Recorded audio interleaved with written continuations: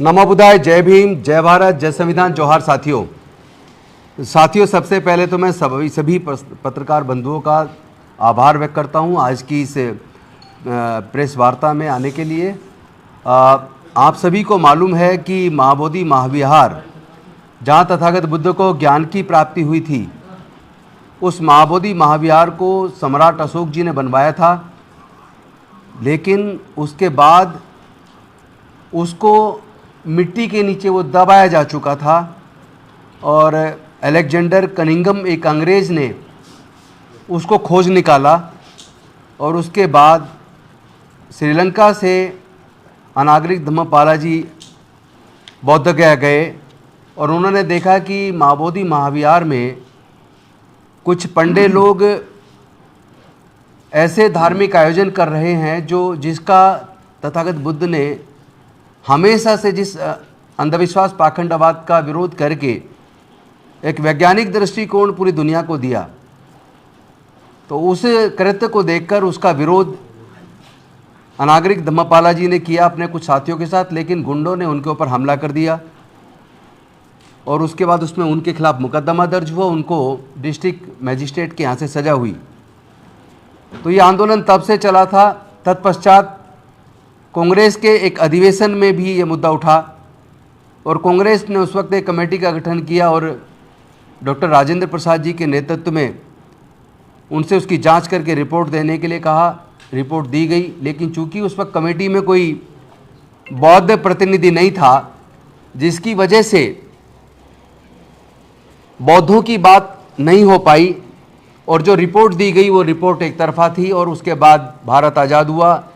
1949 में Buddhist temple management committee का कानून बना 1949 में, और उस कानून में ये प्रोविज़न किया गया कि वहाँ का डीएम, गया का डीएम उसका सेक्रेटरी, उसका चेयरमैन होगा और 8 मेंबर होंगे, जिसमें 4 बौद्ध होंगे और 4 मेंबर वहाँ जो पंडे होंगे। तो तभी से लगातार बीटी एक्ट 1949 एक्ट को रिपील करने का आंदोलन अलग अलग समय पर चलता रहा। 92 में भंते सुरई ससई जी के नेतृत्व में बहुत बड़ा आंदोलन दिल्ली में लगभग 1.5 साल चला, लेकिन तब भी झूठे आश्वासन मिले, लेकिन समाधान नहीं हुआ। पिछले लगभग 2 साल पहले ऑल इंडिया बुद्धिस्ट फोरम और तमाम बौद्ध संगठनों ने मिलकर, मिशन जय भीम और अन्य संगठन सब ने मिलकर अल्पसंख्यक आयोग से मुलाकात की। मुलाकात करने के बाद इस समस्या का समाधान करवाने के लिए रिक्वेस्ट किया और उन्होंने आश्वासन दिया कि बिहार सरकार से बात की जाएगी और वहाँ भी हमारे प्रतिनिधियों को बुलाया, जिसमें आकाश लामा जी भी गए और कुछ और हमारी साथी गए, लेकिन कोई समाधान नहीं हुआ। फिर सितंबर में बहुत बड़ी एक सभा और उसको फिर रैली, शांति मार्च करके बिहार सरकार को ज्ञापन दिया गया, जिसमें लामा जी और तमाम बौद्ध भिक्षु और हम मिशन जय भीम के भी पदाधिकारी, बुद्धिस्ट सोसाइटी ऑफ इंडिया के भी कुछ साथी, सब लोग मिलके सबने वहाँ प्रदर्शन किया, ज्ञापन दिया, लेकिन आश्वासन ही मिला, लेकिन रिजल्ट नहीं आया। उसके बाद 12 फरवरी से लगातार ऑल इंडिया बुद्धिस्ट फोरम और तमाम बहुजन संगठन, अम्बेडकरवादी संगठन, तथागत बुद्ध से जुड़े संगठन, सब ने मिल के महाबोधि महाविहार में आंदोलन शुरू किया। और सबको पता है कि लगभग 15 दिन के बाद जिस तरीके से धोखे से बल प्रयोग करके गया के प्रशासन ने बौद्ध भिक्षुओं को वहाँ से जबरन उठाया, ये कह के कि आपका इलाज कराना है, और जाके अस्पताल में पटक दिया और वहाँ से हमारे लोगों को हटा दिया बलपूर्वक धोखे से। और करीब 2 किलोमीटर दूरी पर एक स्थान दिया जहाँ पे कूड़ा करकट था, सांप बिच्छू थे, कि आप वहाँ बैठ जाइए। लेकिन हमारे बौद्ध धर्म के मानने वाले लोगों ने अपनी मेहनत से उस जगह को साफ़ सुथरा किया, बैठने लायक बनाया, और वहाँ कंटिन्यूअस आंदोलन आज भी चल रहा है। 70 दिन से ज़्यादा हो गए। अनेकों हमारे सांसदों ने, अलग अलग पार्टी के सांसदों ने संसद के अंदर हमारी इस जायज़ मांग को, बौद्धों की इस जायज़ मांग को अपने अपने तरीके से लोकसभा व राज्यसभा के अंदर उठाया और समाधान के लिए केंद्र सरकार से निवेदन किया, बिहार सरकार से निवेदन किया। उधर बिहार की विधानसभा के अंदर हमारे एमएलए, हमारे साथी सतीश दास जी और कुछ और अन्य साथियों ने मिलके वहाँ पर भी उठाया। कुछ हमारे साथी विधायकों ने महाराष्ट्र की असेंबली के अंदर उठाया और धीरे धीरे पूरे देश के अंदर ही नहीं बल्कि दुनिया के अलग अलग देशों में, अमेरिका में, ऑस्ट्रेलिया में, कनाडा में, इंग्लैंड में, फ्रांस में, जर्मनी में, अनेकों देशों में ये मांग उठी अम्बेडकरवादियों से और बौद्ध लोगों से कि महाबोधि महाविहार को बौद्धों के सुपुर्द इमीडिएट कर देना चाहिए, बीटी एक्ट 1949 एक्ट को रिपील कर देना चाहिए। इसी दौरान कल केंद्र सरकार के अल्पसंख्यक मामलों के मंत्री माननीय किरण रिजिजू जी से अपॉइंटमेंट मिला और ऑल इंडिया बुद्धिस्ट फोरम के प्रेसिडेंट जम्मू लामा जी, जनरल सेक्रेटरी आकाश लामा जी, मिशन जय भीम से हमारे बीपी बौद्ध जी, बीपी निगम साहब, मैं स्वयं और महाराष्ट्र सरकार की पूर्व मंत्री सुलेखा ताई, हम सब लोग वहाँ गए, किरण रिजिजू जी से मिले और उनको ये ज्ञापन हम सब लोगों ने उनको दिया। उन्होंने बहुत ही धैर्यपूर्वक शांति से हमारी बात को सुना और बड़ी सकारात्मक चर्चा की।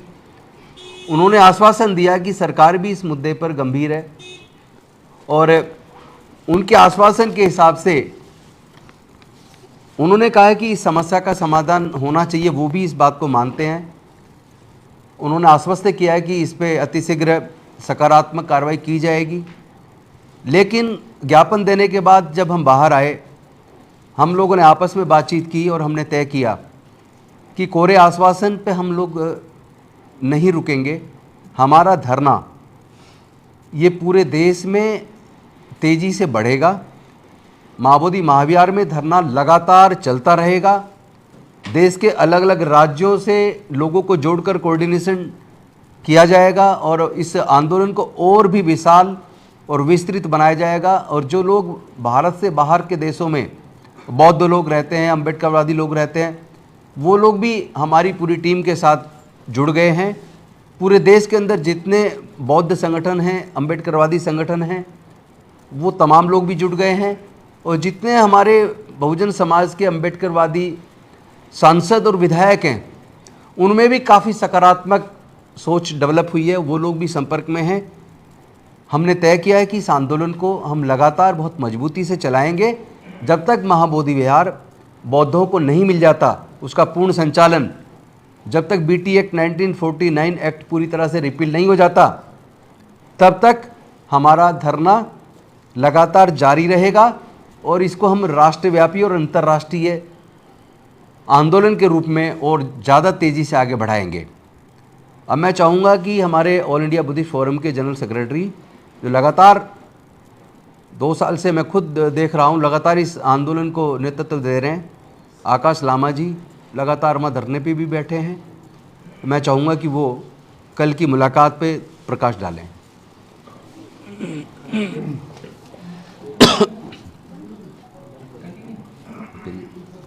जी कंटिन्यू। नमो बुद्धाय, जय भीम सभी को, जय संविधान।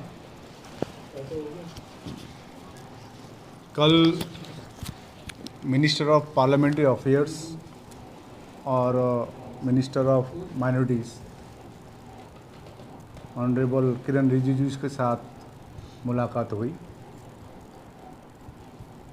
एक डेलीगेशन जिसका मैं स्वयं, राजेंद्र पाल गौतम जी, जम्बू लामा जी और सुलेखा ताई जी,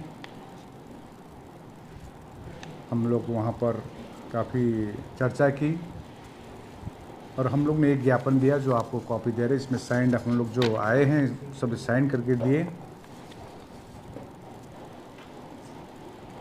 उन्होंने एक आश्वासन दी कि सचमुच ये बौद्धों का तीर्थ स्थल है। जिस प्रकार से मुसलमानों की मस्जिद मुसलमान के कमेटी रहते हैं, मस्जिद आपका चर्च क्रिश्चियनों के कमेटी रहते हैं, हिंदुओं के मंदिर में हिंदू ही रहते हैं, सिखों के गुरुद्वारा में सिख ही रहते हैं।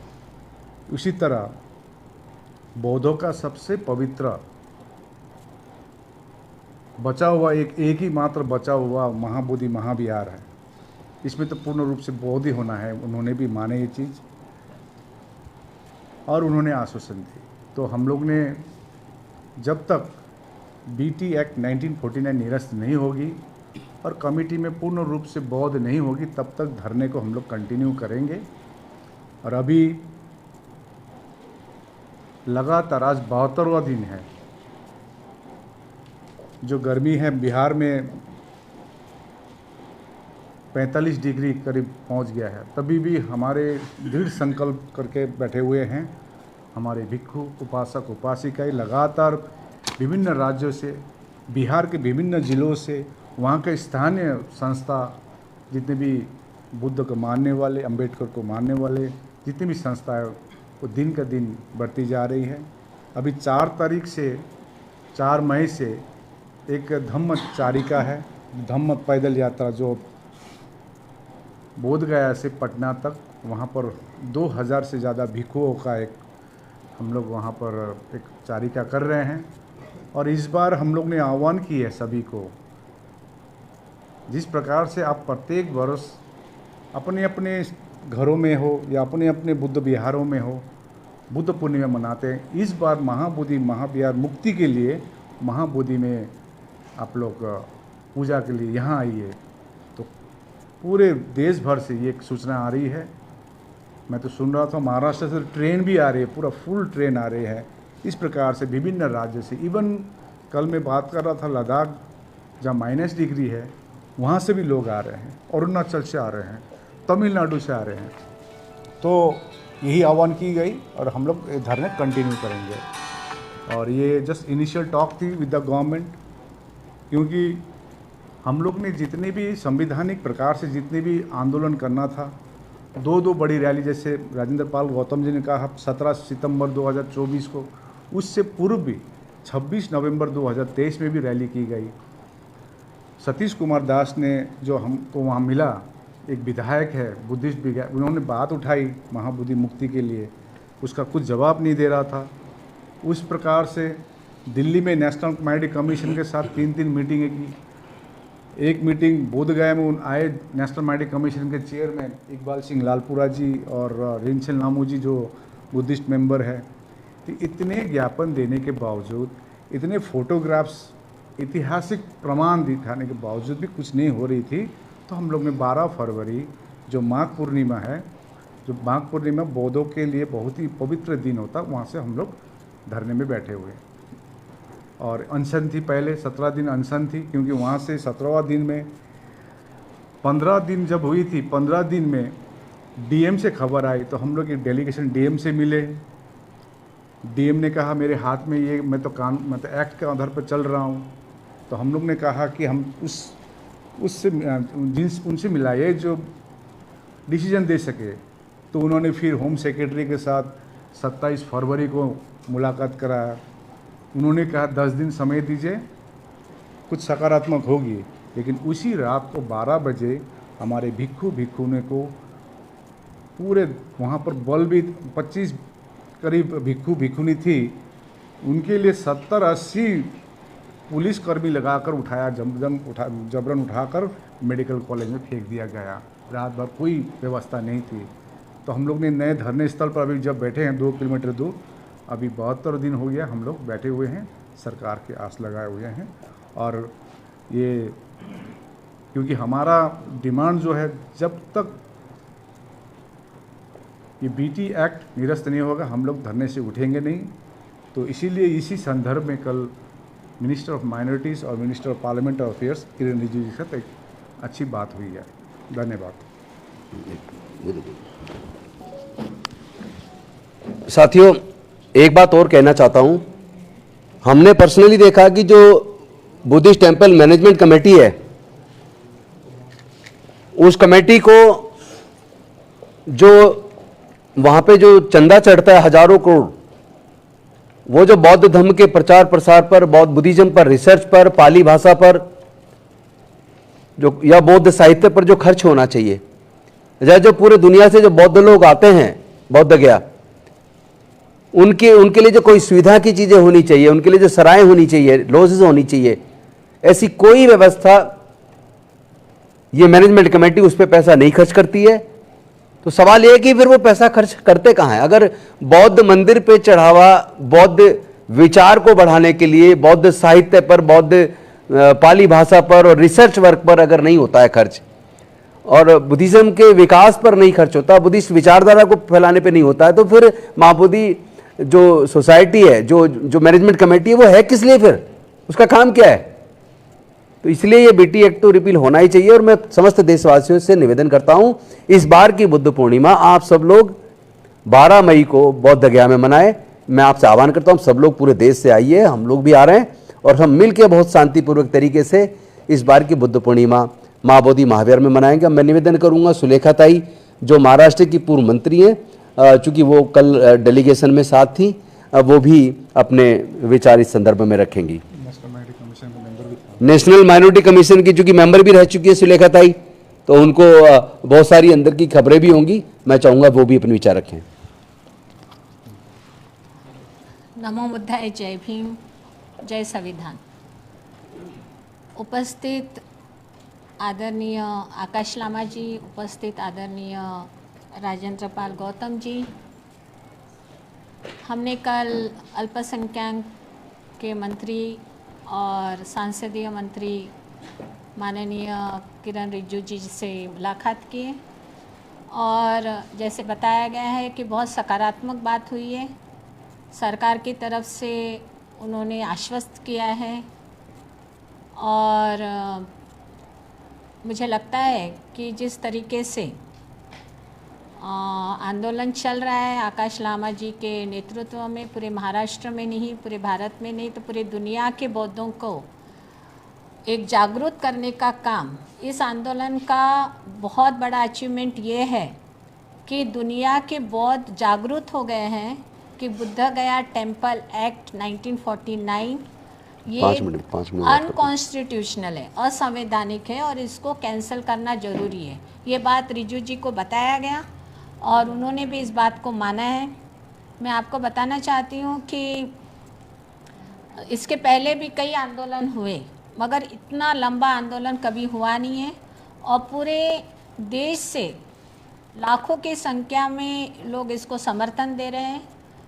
तो हमने सोचा कि जिस तरीके से एक प्रेशर ग्रुप बनाया जा रहा है आंदोलन के माध्यम से, धरना के माध्यम से, मोर्चे के माध्यम से, उस तरीके से हमें कानूनी लड़ाई भी लड़ना ज़रूरी है। और इसलिए हमने सुप्रीम कोर्ट में एक पिटीशन दाखिल किया है 9 तारीख को, 9 अप्रैल को। आप सब जानते हैं कि राम जन्मभूमि का जो डिसीजन आया है सुप्रीम कोर्ट से, तो भले ही राम जन्मभूमि का इशू लैंड से संदर्भित था, मगर वहाँ पर जो भूमिका सुप्रीम कोर्ट ने ली थी उसमें एक आस्था का भी एक प्रश्न आया था कि ये राम जन्मभूमि हिंदुओं का आस्था की जगह है। तो हम ये चाहते हैं ये पिटीशन के माध्यम से, और हमने 1.5 पेज का जो राम जन्मभूमि का जजमेंट है उसको भी वहाँ पर हमने पेश किया है, कि जिस तरीके सुप्रीम कोर्ट ने राम जन्मभूमि जो हिंदुओं का तीर्थ स्थान है उसको फेवर में उन्होंने जो निर्णय दिया है, उसी तरीके से भारत के नहीं तो पूरी दुनिया का श्रद्धा स्थान महाबोधि महाविहार है, जहाँ पर तथागत गौतम बुद्ध को बोधि प्राप्त हुआ, वो बौद्धों को सौंप देना चाहिए। और हमारे पिटीशन में ये बात हमने रखी। और अब भी जो करंट इशू चल रहा है वक्फ बोर्ड का, जिसमें ये सुप्रीम कोर्ट के जज खुद सवाल कर रहे हैं कि कोई कमेटी पर जहाँ पर मुस्लिम ये वक्फ बोर्ड होता है वहाँ पर गैर मुस्लिम नहीं होना चाहिए। खुद सुप्रीम कोर्ट ने भी इस बारे में दखल लिया है। तो मुझे ऐसा लगता है कि हमारी लड़ाई काफ़ी हद तक अभी निर्णायक इस पर आ रही है, क्योंकि एक तरफ हम तो कानूनी लड़ाई लड़ेंगे और दूसरी तरफ हम आंदोलन की भूमिका से भी लोग सरकार पर प्रेशर डालेंगे। तो मुझे पूरा विश्वास है कि ये बहुत लंबा चलता हुआ हमारी जो मांग है, ये अनागारिक धर्मपाल जो थे श्रीलंका से आए थे उस जमाने से ये हमारी मांग है। और आप देखेंगे कि गौतम साहब भी जानते हैं और लामा साहब भी जानते हैं कि ये बहुत अनकॉन्स्टिट्यूशनल है। मैं नेशनल माइनॉरिटी के कमीशन मेंबर होने के नाते मैं आपको बताना चाहती हूँ, 2 नेशनल माइनॉरिटी कमीशन की रिपोर्ट है जहाँ पर बताया गया है कि ये अनकॉन्स्टिट्यूशनल है, असंवैधानिक है। जहाँ पर बौद्धों का पूरा वहाँ पर वर्चस्व होना चाहिए, वहाँ पर बौद्धों का वर्चस्व नहीं है। वहाँ कमेटी में गैर बौद्ध लोगों को रखा गया है। तो मुझे ऐसा लगता है कि एक तो ये एक्ट 1949 का है बुद्धगया टेम्पल एक्ट। तो जब हमने संविधान स्वीकारा 1950 में, तो उसमें ऑलरेडी आर्टिकल 13 में ये बोला गया है कॉन्स्टिट्यूशन का कि जो एक्ट 1950 के पहले होगा, 50 के पहले होगा, वो वैसे भी निरस्त समझा जाएगा। इसके बावजूद भी ये एक्ट जमाने से कई सालों से चल रहा है और इसलिए सुप्रीम कोर्ट में जाना फंडामेंटल राइट है, हर एक को अपना अधिकार है। परम पूज्य डॉक्टर बाबा साहब आम्बेडकर ने जो संविधान दिया, 75 साल पूरा देश मना रहा है संविधान का, और जब संविधान में जो लिखा है उसकी मांग अगर हम कर रहे हैं तो ये बहुत जस्टिफाइड है। और मुझे पूरा विश्वास है कि जो आंदोलन यहाँ पर चल रहा है, ये आंदोलन भी एक तरफ चलेगा और दूसरी तरफ हम कानूनी लड़ाई भी लड़ेंगे, और पूरा भरोसा है 200% कि ये सुप्रीम कोर्ट का निर्णय और आंदोलन ये सफल होगा और ये महामुक्ति का जो हमारा महाबोधि विहार है ये बौद्धों को सौंपा जाएगा। धन्यवाद। जय भीम। और मैं सबसे पहले पुलवामा में जो अटैक हुई है, जितने भी हमारे भारतीय या जो अंतर्राष्ट्रीय जितने भी पर्यटक का जो मृत्यु हुई है, इनके लिए हम लोग बहुत दुखित है। तमाम ऑल इंडिया बुद्धिस्ट फोरम और तमाम बौद्ध संगठन के तरफ से हम लोग संवेदना प्रकट करते हैं और तथागत बुद्ध उनके परिवार को शक्ति दे और हम भी साथ, बौद्ध भी साथ है, ये जानकारी देना चाहेंगे। और अंतिम में मैं ये कहना चाहूँगा, मैं हमेशा कहता हूँ मेन चैनल बोलते हैं, मेन चैनल ही बहुजन चैनल है। आप लोग मेन चैनल है। आपको आपकी जितनी मैं गिनती कर रहा था, यहाँ लगभग 25 चैनल यहाँ पर आए हुए हैं, इंक्लूडिंग यहाँ पर वी लव बाबा साहब भी है, नेशनल दस्तक भी है, सभी है, जनता लाइव मैं बहुत फॉलो करता हूँ। आप सभी को तमाम बौद्ध संगठन आपका ऋणी रहेगा, क्योंकि आप ही के कारण ये जो महाबोधि आज घर घर में बीटी एक्ट 1949 क्या है, एक बच्चा भी बोल रहा है अभी, तो आपका एक बड़ा भूमिका है। इसके लिए तमाम बौद्ध संगठन की तरफ से आप बहुजन मीडिया का आभार व्यक्त करते हैं हम सब। आभार व्यक्त करते हैं। धन्यवाद। आभार स्वीकार किया। कोई सवाल? और कुछ कहेंगे?